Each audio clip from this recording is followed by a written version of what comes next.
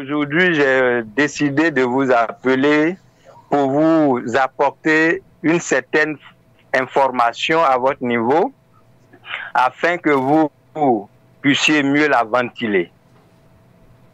C'est un complot savamment orchestré par le régime en place contre le président Tidiane Thiam.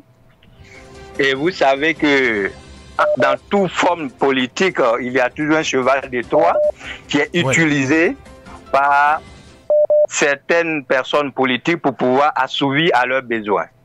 Et aujourd'hui, ce cheval de Troie s'appelle Jean-Luc Billon, que les tenanciers du pouvoir d'Abidjan ont bien voulu utiliser pour déstabiliser Tidiane Thiam. Et il s'agit de quoi?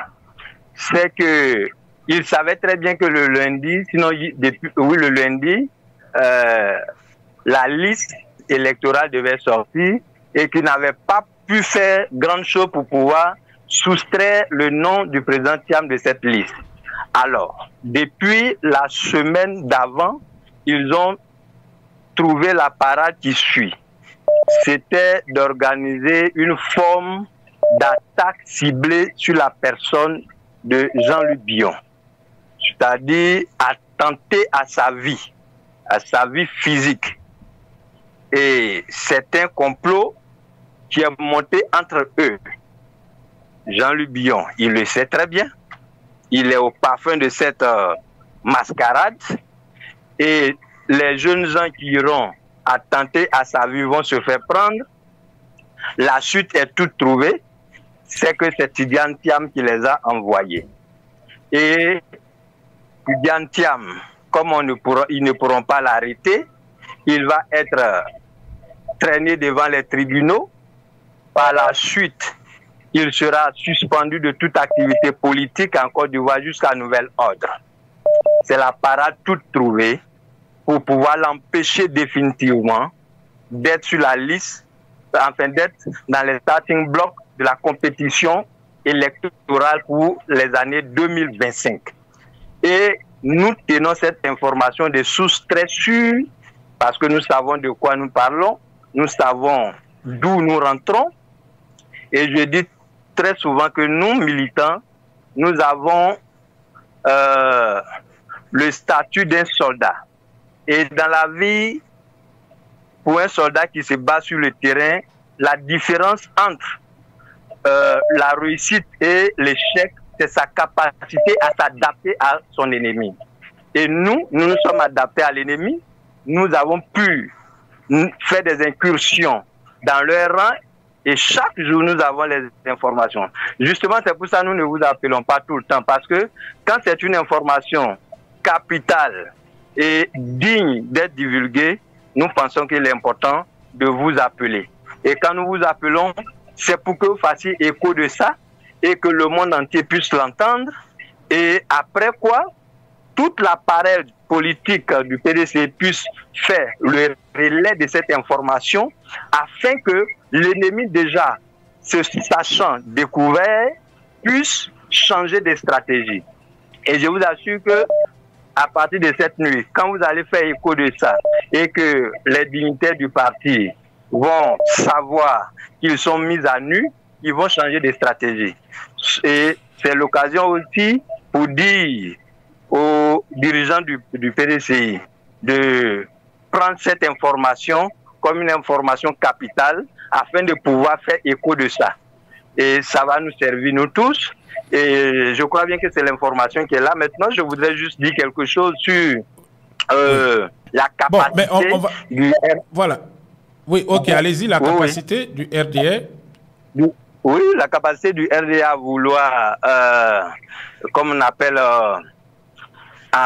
empêcher le président Thiam de compétir à travers Yapo, Valérie et autres. Il n'en est pas question, ils ne pourront pas le faire, ils le savent très bien. Donc la seule chose qu'ils font, et le président il est très alerte, il le sait très bien, c'est ce qui fait sa force d'ailleurs, il voit les choses venir et il les détecte de loin. Et donc la seule chose qu'il peut faire demain, c'est d'attenter à sa vie physique. Il s'en fout. S'en prendre à Jean-Luc Billon, pour que ceux qui nous suivent comprennent, s'en prendre à Jean-Luc Billon et accuser le président Thiam. Mais dans les rues d'Abidjan, bon, Jean-Luc Bion est un homme d'affaires qui peut être plongé dans beaucoup d'affaires. Monsieur Thiam peut ne pas être, ou même ne pas être son adversaire. Il y a beaucoup d'adversaires qu'il peut avoir. Alors, ce que vous dites est intéressant parce qu'il y a un bureau politique dans 2 semaines qui doit se tenir à la maison du parti à Cocody. Je rappelle que Jean-Luc Bion avait été convoqué par le conseil de discipline et il ne s'est pas rendu parce que, bon, il a évoqué des questions d'agenda. Ensuite, lorsqu'il s'est dit prêt, on a vu qu'il y avait des messages qui circulaient sur les réseaux sociaux pour dire qu'il fallait se mobiliser pour accompagner Jean-Luc Bion. Voilà, à la maison du parti, au conseil de discipline. Donc, la direction du PDCRDA, le conseil de discipline aussi, ils ont annulé cette réunion. Mais il y a le bureau politique. Jean-Luc Bion est membre du bureau politique du PDCRDA. Jusqu'à preuve du contraire, il n'a pas encore été suspendu comme Dame Valérie Yapo. Donc, il peut prendre part aux réunions. Alors, si quelque chose devait arriver où il y aurait une tentative contre Jean-Luc Bion et cela impliquerait ou serait mis sur le compte du PDCI, parce que le PDCI n'est pas impliqué dans ces choses, je pense qu'elle va se passer à la maison du parti. Et donc, est-ce que vous ne pensez pas que le fait que la justice aux ordres ait décidé de renvoyer cette affaire Valérie Yapo contre le PDCRDA au 24 avril prochain, et entre-temps, il y a le bureau politique le 5, est-ce qu'il n'y a pas un piège quelque part pour dire il peut se passer des troubles à la maison du parti, comme vous l'évoquez, vous dites, vous tenez cette information de source sûre, que Jean-Louis Bion peut manigancer avec le RDR une attaque contre sa personne, même si rien d'assez grave ne va lui arriver, mais pour dire, voilà, on m'a attaqué. C'est-à-dire aller à la maison du parti, organiser des badauds qui s'en prennent à lui et accuser le président Thiam, accuser le PDCI, interdit le PDCI d'activité, interdit le président Thiam d'activité. Parce que si c'est dans la rue, on ne peut pas accuser M. Thiam. Mais si ça se passe à la maison du parti, on va dire que c'est le PDCI. Est-ce que c'est ce que vous voyez, votre informateur? A-t-il été un peu plus précis ou c'est juste ce complot-là, il a appris un peu vaguement et il nous informe, il nous alerte? Déjà, je tiens à rectifier quelque chose. Vous savez, au niveau de ce que nous appelons la plantation, c'est-à-dire au niveau de la maison du parti, si Jean-Luc Bion vient au bureau politique, il sera le plus protégé par nous-mêmes. Donc, il ne peut avoir rien de grave là-bas. La seule chose qui peut-être à la limite pourrait avoir, ça sera peut-être dans les rayons du parti, mais très loin de la maison du parti. Et sur ce, au niveau de la sécurité, je peux vous assurer cela. Cependant, vous avez dit, si nous avons mis cette information, non, ça peut être celui à la maison, parce que l'ordre dit que ceux qui vont l'attaquer seront pris dans la nasse. Donc, ce n'est même pas la maison du parti. Ils vont avouer appartenir, ou bien ils vont dire, bon, comme on sait ce qui se passe, une manigance dit, on a été envoyé par Tidiane Thiam, ou par des proches de Tidiane Thiam. Ouais. Justement, et ça va passer au journal télévisé pour dire que, écoutez, nous avons pris des gens qui ont essayé d'attenter à la vie d'un citoyen ivoirien, et dans la nuit de temps à temps, ou bien dans la journée de temps, et après interrogatoire, voici ce qui sort. Et eux-mêmes, ils sortent ça de leur bouche, qu'ils sont les envoyés du président Thiam. Alors que moi, ce que je voudrais souligner déjà, Jean-Luc Bion n'est même pas l'adversaire de Tidiane Thiam.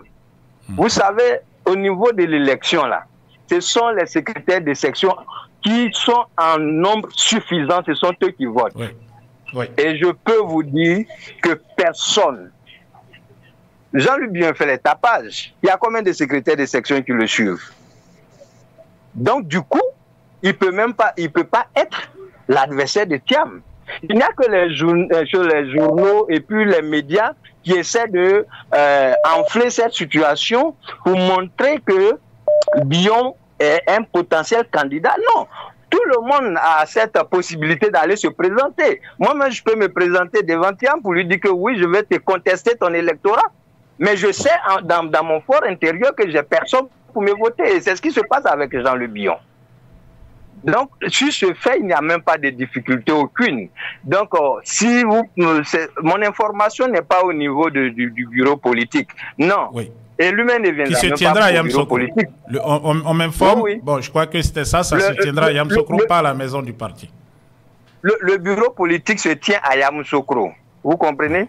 Mais il ne peut avoir de difficulté aucune. Nous savons comment nous gérons ces situations habituellement. Donc, il ne peut pas avoir de difficultés. Donc, même s'il a le courage de venir, le dernier des militants du parti aura envie de le protéger à cause de tout ce que nous savons. C'est ce que je peux vous dire qui est là. Mais maintenant, au juste, bon, une dernière question. Bon, toutes ces manigances venant de M. Ouattara, les menaces, parce que le président Thiam aussi est menacé, il a dit sur le plateau de France 24, la télé France 24 qui est menacée aussi en Côte d'Ivoire par le régime, et sans compter les déclarations va-t-en-guerre des sbires, des sécurocrates du régime Ouattara. Bon, selon vous, et puis aussi, on peut aussi parler du cas du président Gbagbo, de M. Blé Goudé. Où est-ce qu'on s'achemine dans cette période préélectorale? Où est-ce qu'on s'achemine, vous qui êtes un fin connaisseur du monde politique ivoirien? Est-ce que c'est un remake de 2020, 2010, ou vous pensez que les choses vont aller mieux, qu'Alassane Drama Ouattara, déjà lâché par ses parrains, va finir par abdiquer, ou il sera chassé par la population ou par l'armée? Bon, sur cet aspect, moi, ce sont des aspects d'ordre assez technique que j'ai pas trop envie de m'étaler là-dessus. Cependant, moi, les histoires de Blé, Charles, je ne maîtrise pas tout. Je sais bien qu'il fait partie aujourd'hui de la coalition CAP, mais Laurent Gbagbo, lui, il a voulu très bien à lui seul naviguer, être le seul capitaine à bord de sa navette. Donc, il s'est démarqué de la coalition où le PDCI se trouve.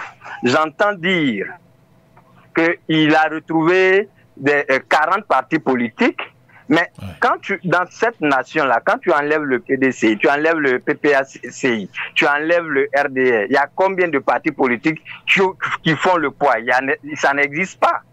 Donc, quand autour du PDC vient graviter tous ces partis politiques qui font 20 et que M. Gbagbo va se retrouver avec certaines personnes dites qu'ils sont détenteurs de partis politiques, j'ai bien peur pour lui qu'il est en train de faire le jeu de M. Ouattara.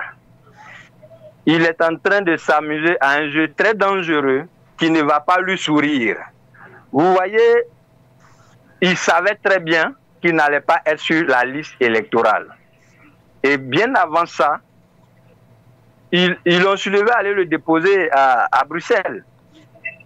Et quand il part à Bruxelles, c'est avec la caution de sa femme qu'il part à Bruxelles. Parce que M. Gbagbo sur le territoire national, et puis son nom n'est pas sur la liste électorale, et par conséquent, il a un droit de faire un communiqué, parce que ses partisans l'attendent à ce niveau. Alors, pour brouiller les pistes, ils l'ont soulevé à aller le déposer là-bas, pour qu'il n'ait rien à dire et que ses militants aussi ne comprennent rien de rien. Et aujourd'hui, c'est le pauvre Danon Djedje qui parle pour le PPACI. On me dira que de façon administrative, c'est lui qui doit parler. Mais quand tu vois autour de M. Gbagbo, les loups qui sont autour de lui, qui sont capables de parler, ils sont sous le joug de la puissance judiciaire aujourd'hui. Ils ne peuvent pas parler, Picasso ne peut pas parler. Comme on appelle... en fait, tous ces jeunes puissants. Oui, voilà, pourquoi Justin, il ne peut pas parler. Parce qu'il a Rodel est en prison. Oui. Voilà, donc tout cela, avant, au fait, c'est un complot qui a été savamment préparé depuis longtemps. Pour que quand ça va arriver, il n'y ait personne pour parler. Et j'ai bien envie de te dire que Nadi Bamba fait partie de ce jeu. Parce que c'est elle qui a essayé de démanteler tous ceux qui sont virulents au sein du PPACI. Et M. Gbagbo est resté aujourd'hui tout simple. C'est comme un lion sans croc. Donc, si vous me posez la question sur cet aspect, moi, c'est ce que je peux vous dire. Et ce que je dis, ça, je le sais. Et je sais de quoi je parle. Et M. Gbagbo même sait de quoi il parle. Maintenant, concernant l'appel, parce que vous avez parlé si la population était à mesure de revendiquer son droit. Mais justement, c'est pour ça qu'on a appelé tout le monde à l'union.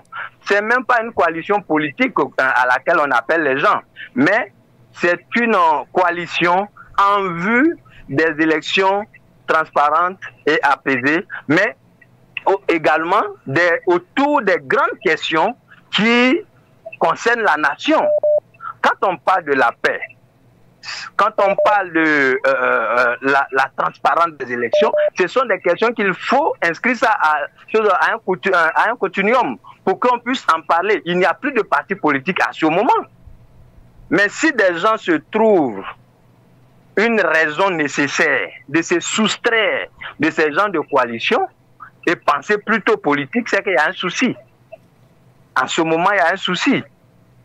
Aujourd'hui, on n'a plus envie de prêcher pour la chapelle d'une tierce personne, mais on veut plutôt parler pour l'État de Côte d'Ivoire.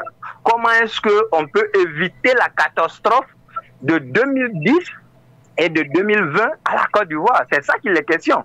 Mais tous ceux qui n'ont pas envie de s'inscrire dans cette logique, qu'ils ont des agendas personnels, comment ils vont arriver au pouvoir, vraiment c'est terrible et c'est dommage pour ces personnes. Donc, si M. Gbagbo voudrait devenir l'homme puissant, aujourd'hui, je dirais qu'il a intérêt à faire chemin avec tous ces autres partis politiques qui se sont retrouvés autour du PDCI. On me dira qu'il a, qu'on appelle, certains choix et que c'est un monsieur mature et qu'il a, comme on appelle, comme on dit ça... Il a l'expérience politique. Il a l'expérience, le fait. Oui, il a l'expérience président. Et qu'il a un droit de choisir ce qu'il veut.